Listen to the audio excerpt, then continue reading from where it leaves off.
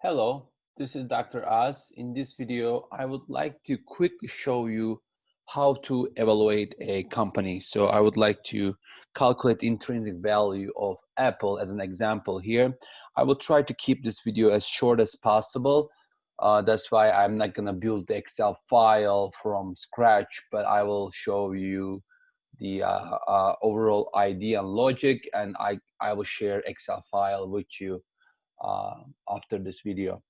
All right, so first thing, to collect data, I like to use Capital IQ, and I just search for Apple. So you can type Apple, and then you will see at the very top Apple Corporation. And then when you click on that, you will see here the financial statements. Click on income statement. And I like to see as many data as I can see. For this company, Apple, I can see all the way starting from 1988. And I think annual numbers should be more than enough. You don't need to work with quarterly numbers, but if you want to do that, go ahead. And I click here, download financials button, and it's very nice. It takes some time and downloads all the financial statements, and you can even get some more extra time. And to be able to use the formulas that I'm going to talk today, you need to find the companies that are stable, like Apple. The way I find intrinsic value, you cannot really use it for companies that don't have free cash flows, or growth companies like, let's say, Tesla or Uber, because they don't really have positive cash flows. Okay, so we found a stable company and very strong and competitive. Again, I'm not going to go into the some other factors. I would just purely look in this video the financial and analytics standpoint. All right, I downloaded the data, and this data comes from these tabs: key stats, income statement, balance sheet, cash flow statements, multiples, and so on. I create a new tab here, valuation. Okay, so this is how I like to calculate intrinsic value. First thing I put here is base year, what has happened so far, more past point of view. But when you calculate intrinsic value, it's not about past, it's about forecasting the future. So here I look at next 10 years forecast, and then I assume that after year 10 for Apple will be terminal year, which will, the company will be more stabilized. Again, these assumptions may change company to company. Maybe a company may take 20 years to stabilize, or 5 years, or it may take longer or shorter. So, but I think 10 years in general is a good time frame. So now I need to come up with a risk-free rate, and we use 10-year bond rate as the risk-free rate. So I put the link here. Let me just show you what's going on in terms of risk-free rate.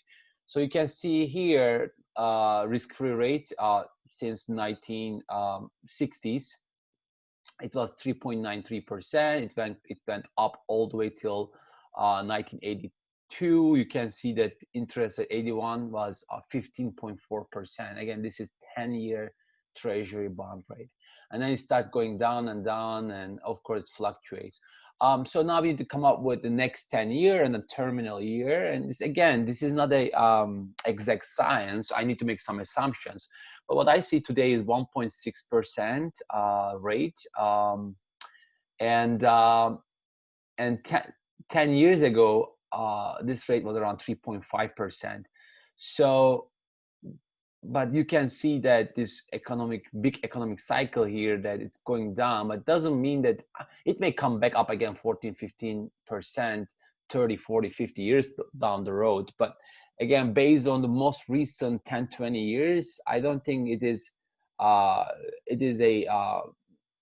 unreasonable expectations of having the rate to 3.5, 4% rate in next 10 years or so.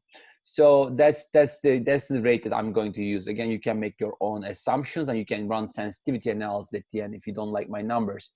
But here, for example, I start base year 1.6%, and I went all the way up to next 10 years 2.5.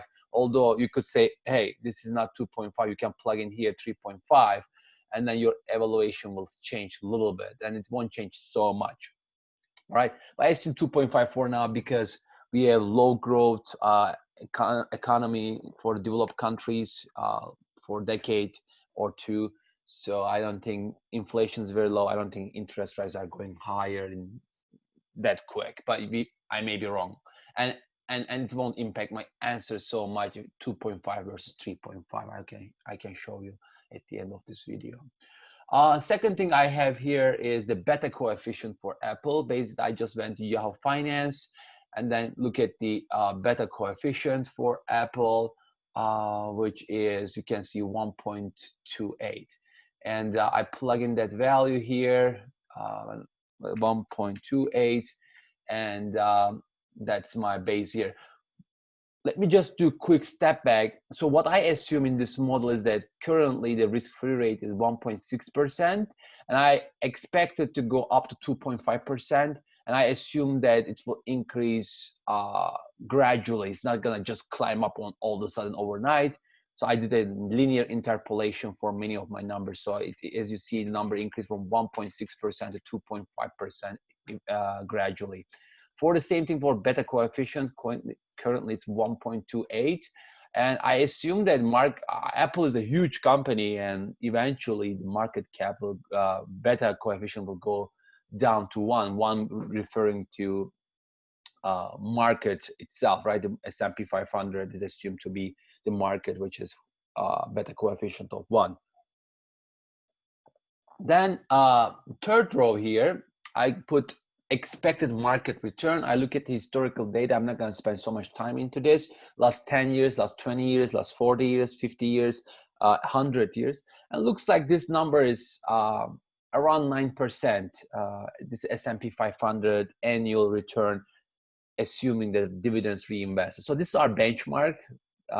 It's 9%. I assume that next 10 years, or actually in the future, this number will go on around 9% forever.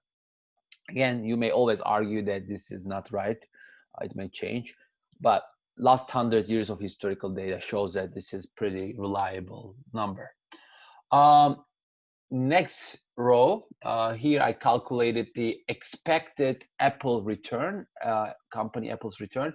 Basically, this is a based on risk-free rate plus your beta coefficient times expected return minus risk-free rate. That's how we calculate expected Apple return, because Apple is more volatile because it has beta coefficient greater than 1 than market. So I expect to have higher return than market if I'm buying Apple. Not so much, but as you see, market return expectations 9%. I expect Apple to, if I invest my money in Apple, I want 11% return on investment annually. But again, I assume that this number will go down gradually. I assume again in linear interpolation here, and eventually Apple itself will become market. So return should be merged to 9% from 11.07. And then next row, interest rate. So I calculate the interest rate that Apple paid. Here I went to income statement that I got from Capital IQ, which Capital IQ pulls this data from 10Ks and 10Q reports of the companies. So I look at the AC to AG. Let's take a look at income statement, row 37, AC to AG. So I went here, 37, AG is right here. Basically, this is what I create. All these green rows, they did not come with Capital IQ. I calculated those values. So here, what I did is I look at the interest payments in 2019 and divided by balance sheet item, which is total debt of the company. However, I did not consider the debt that doesn't have interest. So if you look at AG 83 in balance sheet quickly. So AG 83, row 83, which is right here. This is the total debt that I used. And again, this, you gotta make sure that this debt is the debt that will cause us to pay interest. So accounts payable, for example, may not be considered here. So looks like Apple paid 3.31% in 2019 interest rate, 283, 201, and so on. What I did is I just take the average of these values. Again, how many years? It all depends on your assumptions. I use AC to AG, which means that I use starting from 2015 forward. So 2, 3, 4, 5 years of data. I use last 5 years of data. Why? I mean, because when I look at back, first of all, I don't even have interest payments here, and this is very at the beginning. I just try to find stabilized point. Again, you could do sensitivity analysis if you don't like these numbers, or you could use, for example, 3.31 if you're more conservative. I think 219 is a good number for me. So I assume that that's the case.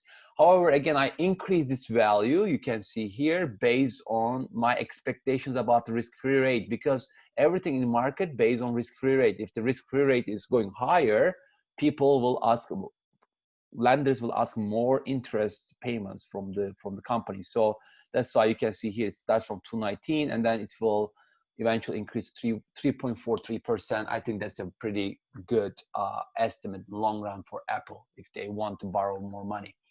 Then I calculated the tax rate and 1 minus tax rate. So I use income statement here, row 89, X to AG, income statement, row 89.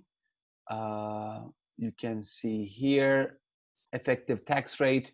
So I use effective tax rate for Apple. And you can see these numbers do change with the new tax cut from Trump. Is 21% is the cap. In the past, it was over 30%. You can see that impact here a little bit too. So again, that's why the past data may not mean so much to me since the interest rate changed so much. However, you never know. Maybe a new candidate, new president will increase the tax rate considering the deficit of the United States. So this is, again, I need to come up with an assumption, and I use the last 5 years average here to come up with my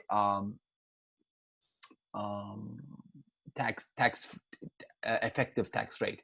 And I did 1 minus of that to calculate my 1 minus tax rate. So you can see it's around 76%, and I assume that this will continue to be the case in the future. Then I look at the total debt plus market cap ratio to see what percentage of my money is supported by, or my company's based on debt, what percentage is based on market cap. So you can see here I use the balance sheet item row 83 to calculate my debt, and then I use key stats B53 that gives me the market cap 53B53 right here. Market cap of Apple at this point when I download data is $1.35 trillion. So you can see that around 8% of the company is financed with debt and remaining is equity. So you can see that this is the ratio, very low debt to total value of the company. Now I calculate weighted average cost of capital to understand the discount factor, discount rate, time value of money for this company. Basically, I just multiply the total debt plus market cap ratio times what are the return expectations from the company, from the lender point of view, which is the interest rate. But there's a tax shield effect. That's why I multiply it with 1 minus T. And then plus, I look at the equity holders. They hold currently 92.04%, and their expectation is 11.07. So it's weighted average of lenders versus equity holders expectations from this company. You can see the 10.3% discount rate, and this numbers does change. I think it will go down and down based on my parameters. So now I can calculate discount factor, basically 1 minus of that WACC. So I multiply those. You can see that discount factor is here, meaning that, for example, if I generate $100 of free cash flow from Apple in year 10, actually it's only worth today $37 because of the time value of money. So I look at the revenue growth rate. So here again, I look at income statement AA to AG 19. Let's see, AA is right here. And I go to 19. You can see here that I calculated in the green cell revenue growth rate for Apple. And as you see, the revenue growth rate 9%, 7%, 28%, negative 8%. It's ups and downs like any business. I just try to understand on average what can I expect. And look, as you see here, it's around 8%, and in this time frame. Again, I did not use, for example, this 45, 66% because I don't think those numbers is sustainable, because at that time probably Apple was more growth company, but I think it's now more stabilized company. And again, I'm interested in companies in general that I can understand. I cannot understand a business that's growing 40, 50% sometimes and 10, 20% shrinking some years. So that's why I tried to find companies like Apple, which is very stable, as you see, especially in last 1, 2, 3, 4, 5, 6 years or so. Relatively speaking, it's stable. So it's around 8%.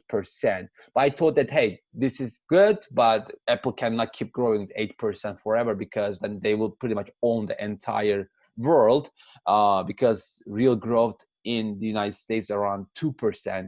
World growth is 3-4%. So a company cannot grow forever 8-9%, especially size of Apple. They are talking $1.4 trillion market cap company. So that's why I start with the 8.06% average.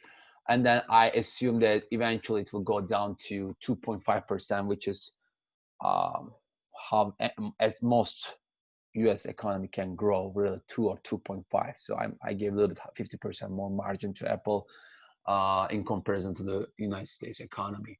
Then I look at the efficiency measure of Apple, which is earning before interest and tax margin change, percent change. So I'm wondering whether they could increase their profitability or efficiency. So here you can see that I look at the income statement AA19, AG19. So I went to income statement and look at the EBIT numbers, and then I calculate this green cell. As you see, EBIT margin of Apple in last year. So for example, in 2019, the EBIT margin was 25%. What does it mean? Company keeps 25% of the revenue as an operating income. Why do I use this? Because interest payments and taxes, they can change a lot. For example, I could leverage my company a lot and my interest payments can go so high, and that could have tax shield effect, and I could do other things. So that's why I think I want to, if I want to understand the business point of view, how efficient the company is, I think EBIT margin is a great measure. And this EBIT margin is, as you see, is pretty stable. However, it's shrinking from 30% EBIT to Apple became less efficient, 25%. I don't know the reason for this. Maybe competition, maybe some costs associated with supply chain.